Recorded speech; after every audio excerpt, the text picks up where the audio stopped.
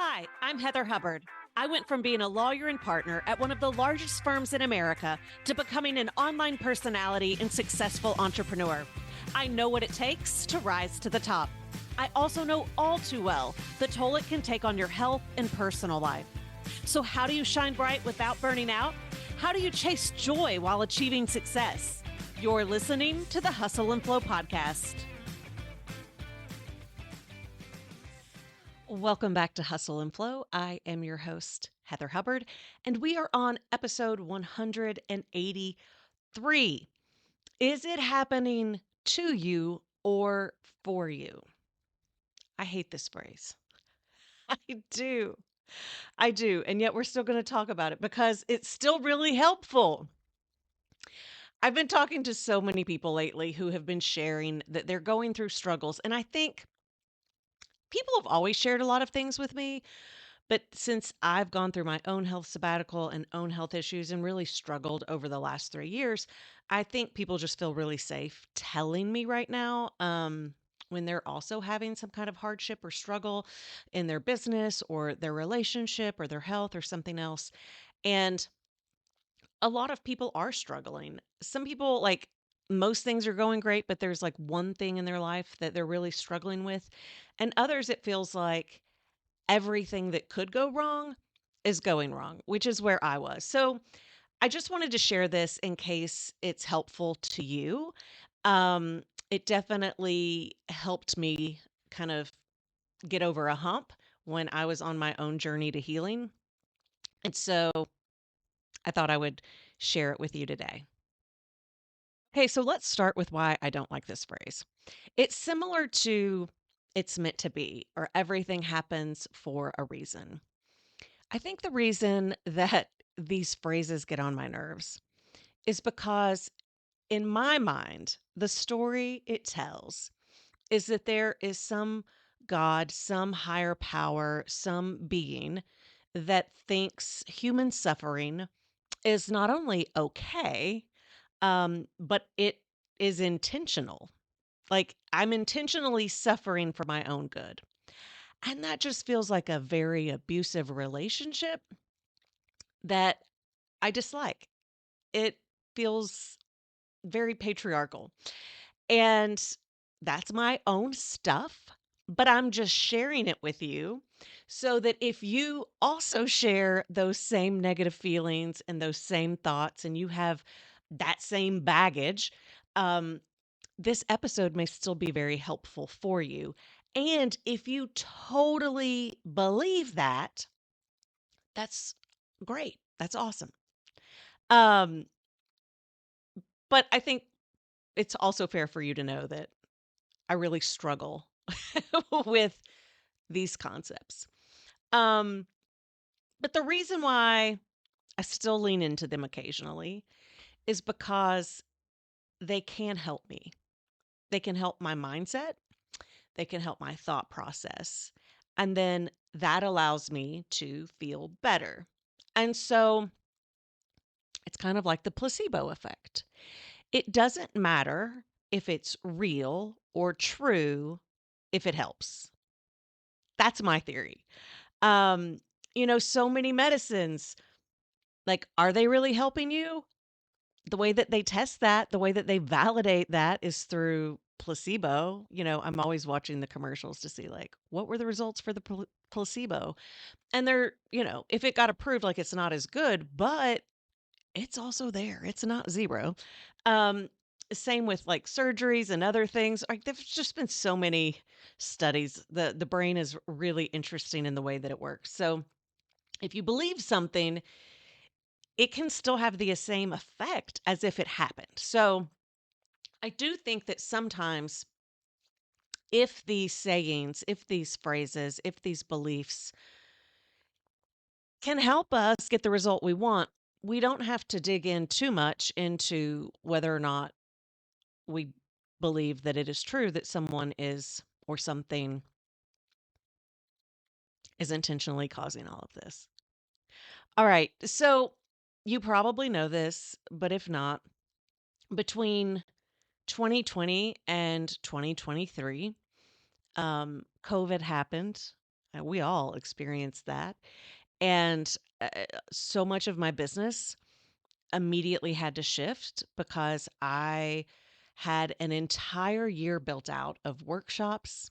It was like a tour every single month where I was in a different city doing speaking, again, workshops, like it was all worked out. I had retreats with my masterminds. There was this in person component. And so when COVID hit and the world shut down, all of that stopped and created a lot of financial havoc. And then just having to shift and pivot, right? It was a lot.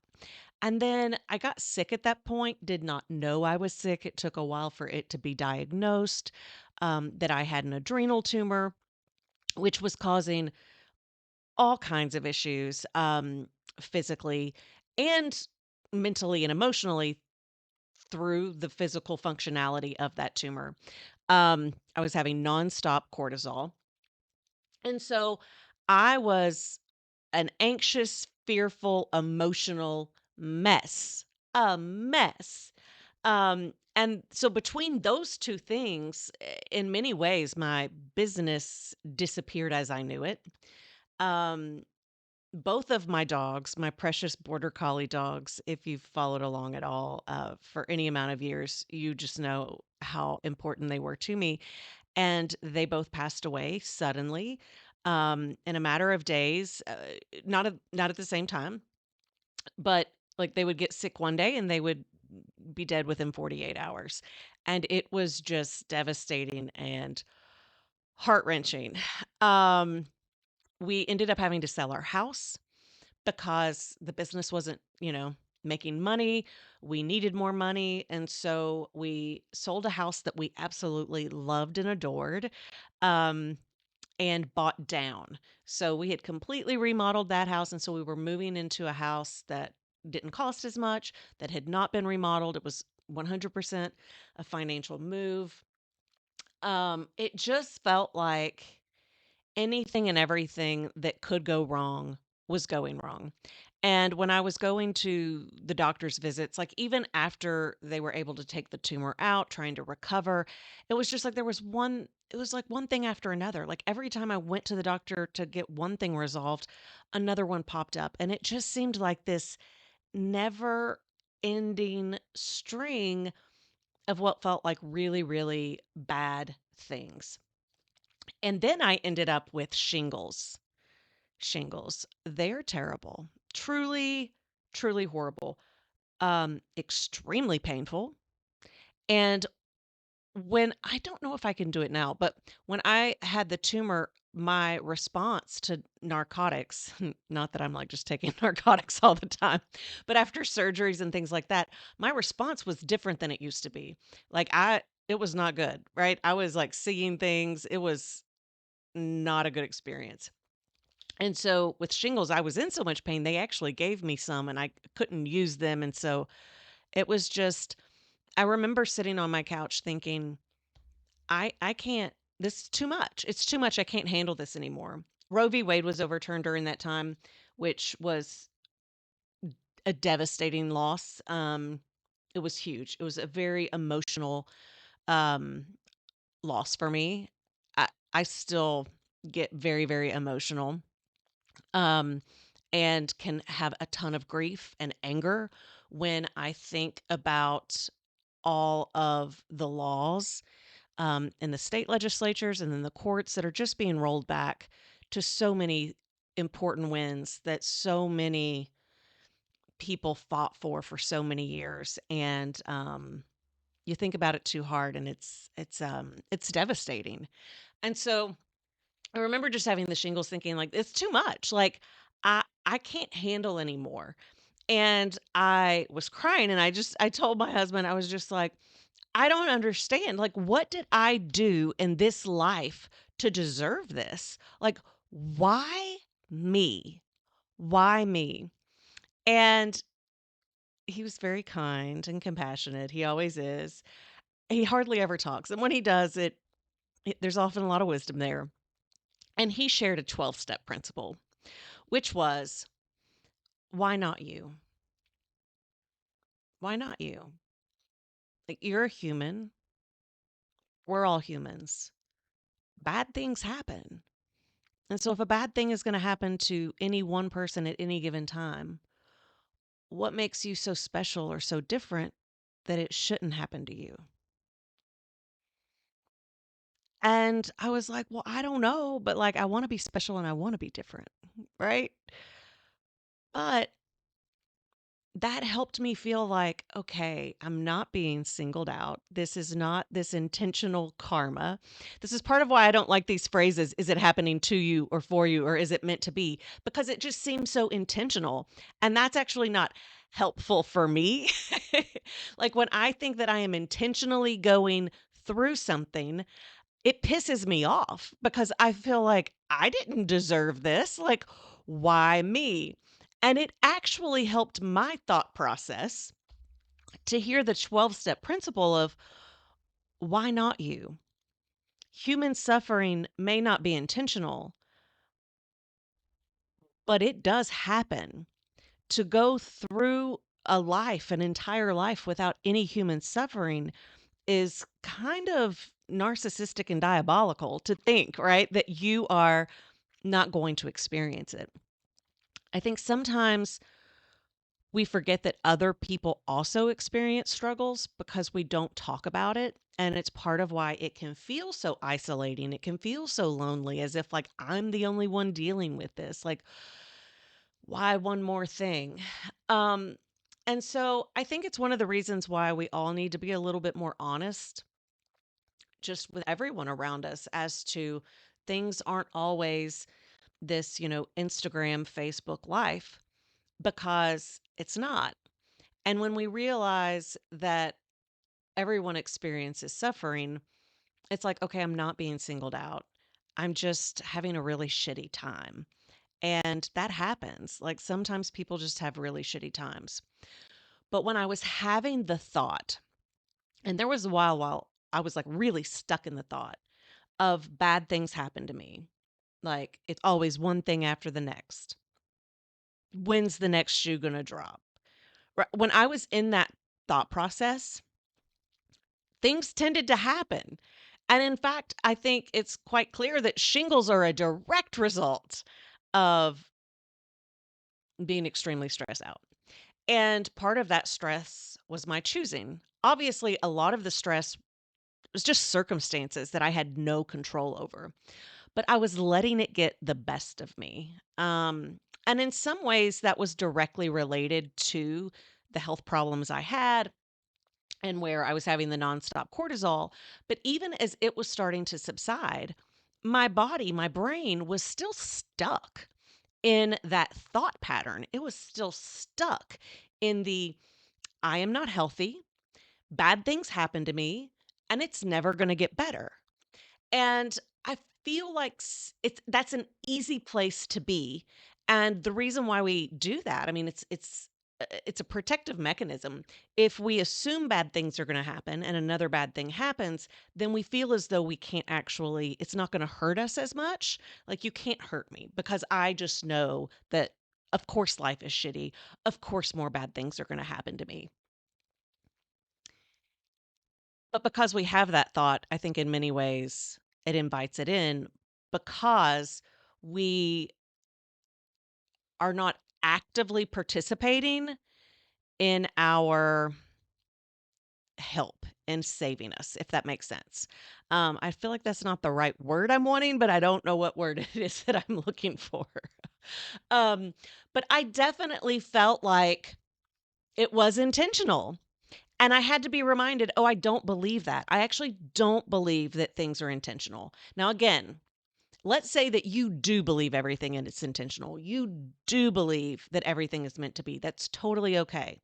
When I say that it was a helpful thought for me that I was not being picked on, right? That this was not being done to me, um, or even for me, then that allowed me to get a better thought. And so, in the same way that I was talking earlier about the placebo effect, I encourage you that if you're the kind of person who do believe, like you do believe that that stuff is intentional, if grabbing onto the thought of I'm just I'm just having a human experience. and this actually has nothing to do with me, and I am not being targeted. If that allows you to get out of that thought pattern and to get a better result, even if you know, like, you don't believe it's true, grab onto it. Let it be a placebo effect for you. So I thought absolutely everything was being taken away, and I was in a really dark place, and things just kept coming. And I started talking to a few different people about what I thought about it. Because I don't know about you, but I try to make sense of everything. I can't just let things happen to me. I have to analyze it. I have to make sense of it. And so I shared with two different people. One, she's a really good friend who does coaching, and then another was a coach that I had hired. That I shared with them the story that it was probably 2019 or 2020 when I started praying in my faith. I started praying for guidance. So my entire life, since I was a tiny little girl, I always imagined that I was going to be an entertainer, someone of significance on really big stages, with a lot of power, but also like just a lot of like entertainment value. And I didn't think that the entertainment value was possible anymore. But I did think that I could still be a big keynote speaker or a big politician or something like that, right? Still a big stage, powerful significance. And in many ways, that's what I had always been reaching for. It is what I had always, every business, like everything I did in my business was I thought it might be an opening to get me where I wanted to go, right? Like I had my long term vision and it was like, could this get me there? And I thought it could.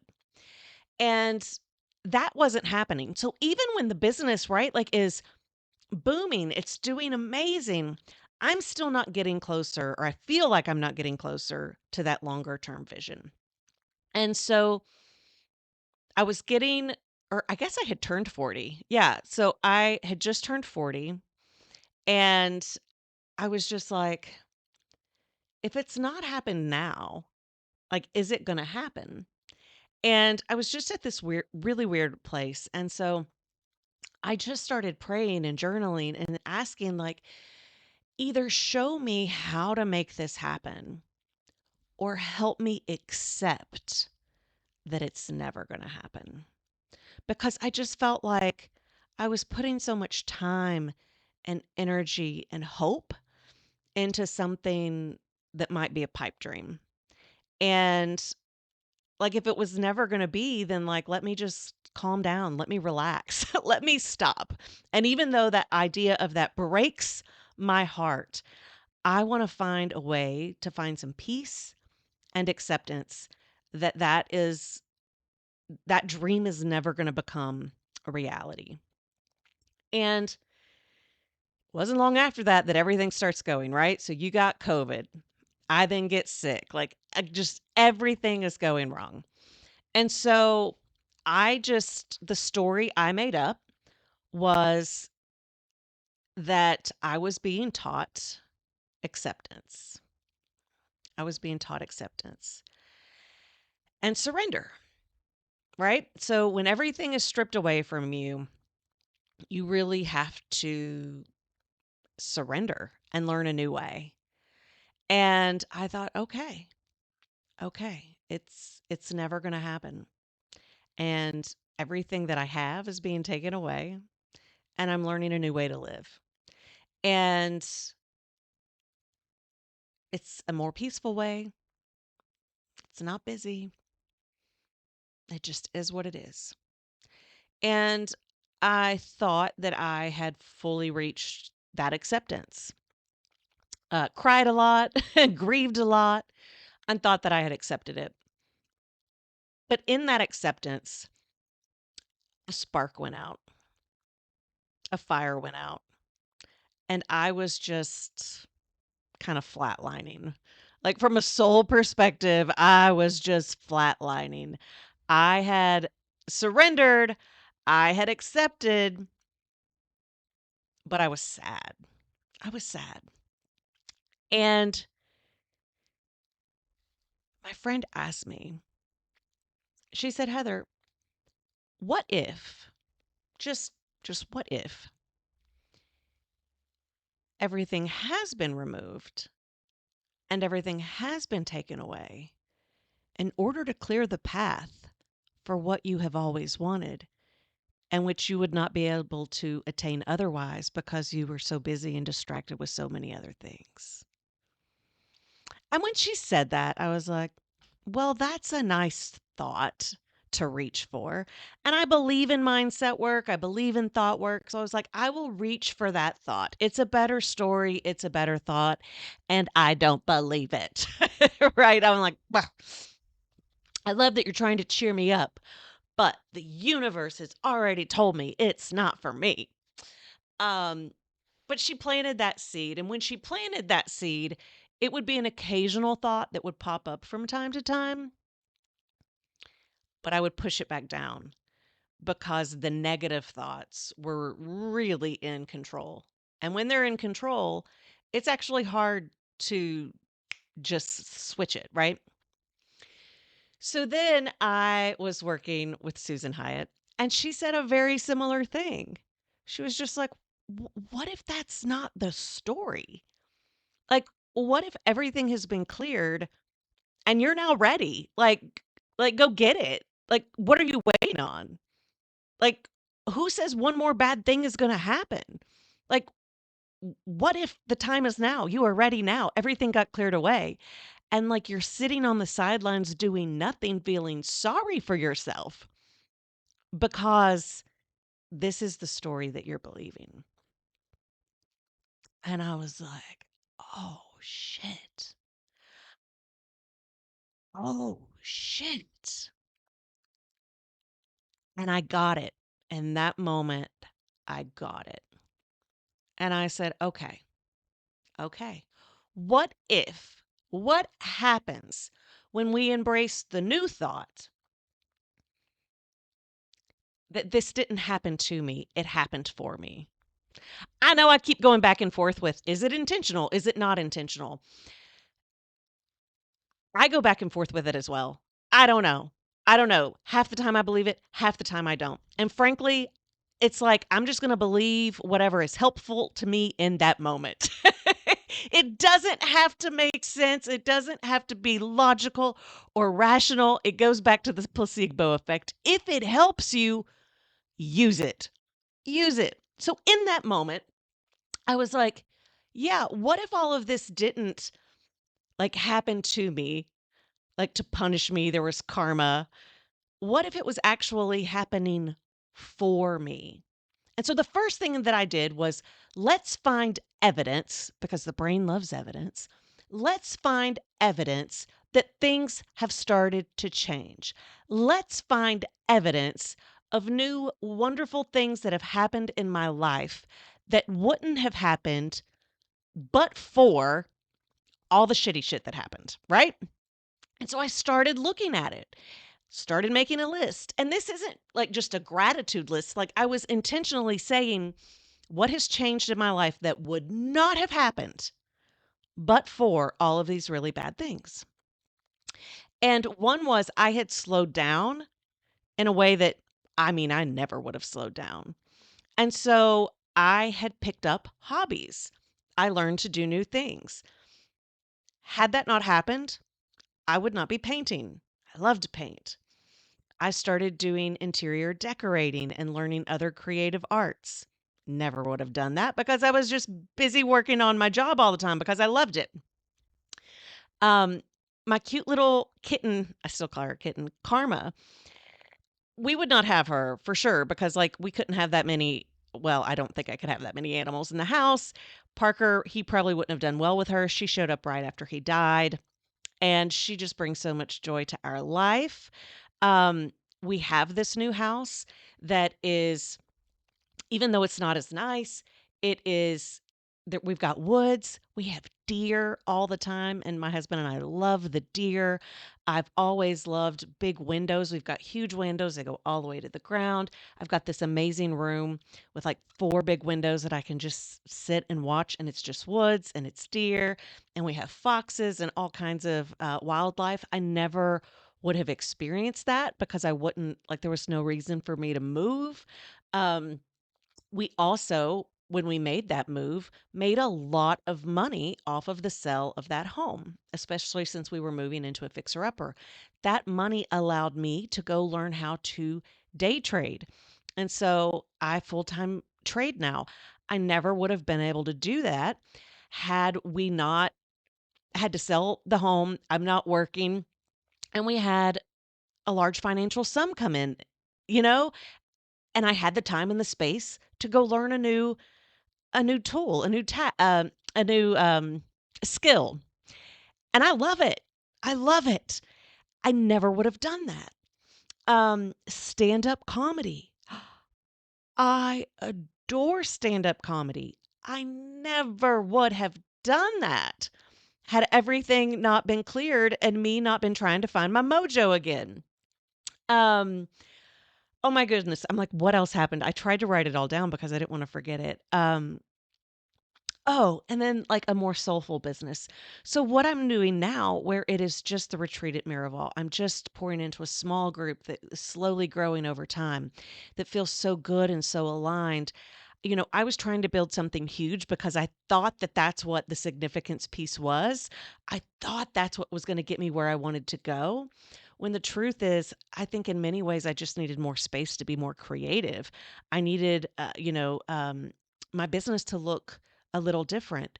None of that would have happened. Now, will I still achieve my dream? I don't know, but I'm excited about it again. I'm no longer in the place of either help me achieve it or help me accept it. Like, I'm just like, well, why can't I achieve it? And I don't want to stop going after it because going after that brings me joy. And the thought that I could one day have it, that thought brings me a lot of joy. So that reframe really helped me. So I just want to share there were two, I don't know if you all caught this, but there were two really important reframes for me. One was, and they're exact opposites. One was when I kept saying, why is this happening to me? Like, why me? What did I do? And my husband shared the 12-step concept of why not you? You're just having a human experience. That's it. That was a helpful reframe. It helped me feel like, I wasn't a victim. The other reframe, which was the exact opposite, was I absolutely had something intentionally happening to me, but it was not to punish me. It was to answer exactly the prayer that I had prayed, to open new doors, to create new pathways, and to show me a life that was even better than I could have imagined or had before. So again, if either of those are helpful for you, whatever you're going through in this moment, I hope that they allow you to reach for that new thought and to start to act in accordance with that thought, right? So just keep reaching for that thought if it feels good, if it helps you. And just know that regardless of what you are going through right now, it will get better. It won't last forever. But the quicker you can gain a new thought that is more positive, the quicker you'll actually get out of your circumstances and situation. All right, that's it for today. Thank you so much. I'll be back with you next week for a new episode. Thank you so much for joining me for this week's podcast. If you're watching on YouTube, give the episode a like and leave a comment below so we can keep the conversation going. Also, be sure to subscribe to the channel so you never miss a future episode or announcement. Listening on Apple, Spotify, or another podcast app, you can watch the video and join in the after-show conversation by visiting hustleandflowpodcast.com.